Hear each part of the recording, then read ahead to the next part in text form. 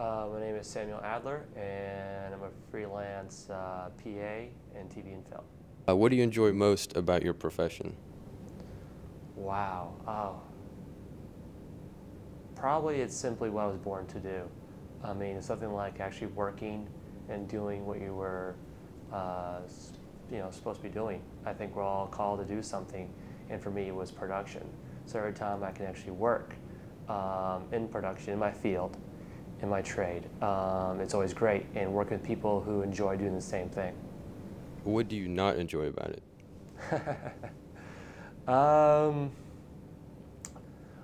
I probably don't enjoy some of the tedious details we have to go through. It is part of the system. It's what makes what we do good.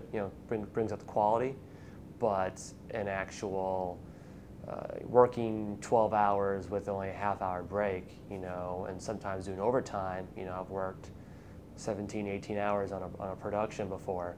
Some of that can get a little monotonous, but it just comes with the turf, and after a while, it becomes normal. What would you say is the most important skill someone entering your profession should have? Being able to be, I guess, teachable. That's a big thing. If you can't be taught, no one's wanting to teach you, and therefore you can't learn and advance yourself or get hired. So you have to be able to listen, learn, and apply, and be able to do that very quickly, because there's a lot of unspoken rules when it comes to film and TV that no one's they're not going to tell you. You just have to learn it, pick it up, and feel it out, and just kind of jump into the system and become a part of it. And in that, people will like you, you do your job well, and hence you'll get rehired. Okay. What are some of those unspoken rules? I advise people to show up early. If call time is at 6 a.m., show up at 5:30.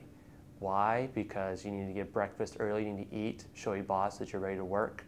You get there early, prep, no rush, ready to hit the ground running.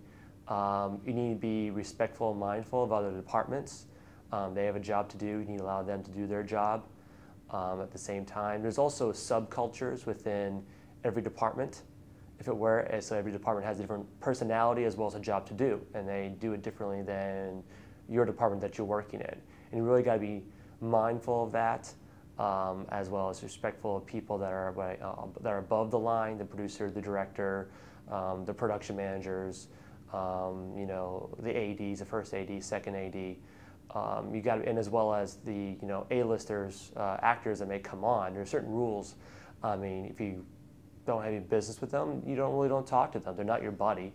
Either they're their boss or someone that they shouldn't be bothered by the simple position that they're in.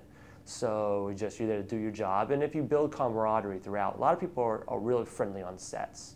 So you'll have plenty of time to mingle and get to know people over time. And a lot of that is just simply building trust. And by the end, you're like one big happy family who's gone through a lot of things of arguing and a lot of good moments. And you come out on the end all smiley, usually, if everything goes well.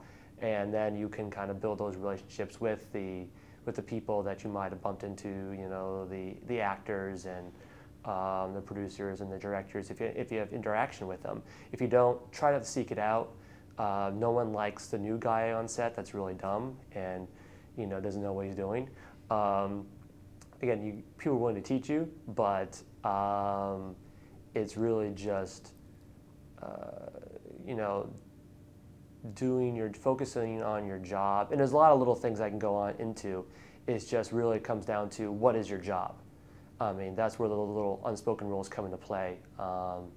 So it's based upon if you're with the AD department, if you're working in the production office, if you're working with the art department, all those things carry different rules with them. So, as you go into those, there'll be different ones. What is your educational background? My educational background kind of first started off actually in high school with an internship with a TV station. And they kind of threw me in as a cameraman. That's kind of like how I got my feet wet with a lot of things. From that, I went to college at the Art Institute of Atlanta, and from there, I simply just started doing freelance. What made you want to go to school for your profession? Wow. When you lack something, you have to seek it out. And I lacked knowledge. I thought I knew a lot coming out of high school. It was like, oh, I know how to edit, I know the basics of shooting. I thought I knew some things, but then once you get into the real world of production and just on the level of just school and using different cameras and learning lighting, you learn, wow, I really don't know anything. And so that's why I kind of sought it out. I mean, being originally from New Hampshire, there's not a whole lot of access to film productions and things. So I decided to change the venue and to seek that out. What were the requirements for you to get into your profession, both educationally and experience-wise? Knowing the right person and not being dumb. In terms of film and TV, to start off as a PA, that's basically what it comes down to. And the more skill set you can walk in through the door with, the better. But it came down to knowing the right person that I've worked with on an independent project.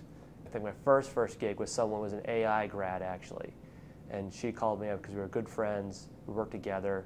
She called me up, I worked for a week on Halloween 2 in the office. That was my first production office experience. And then I think about 2 weeks later, I got called up again through someone I worked with on an independent film, a short film.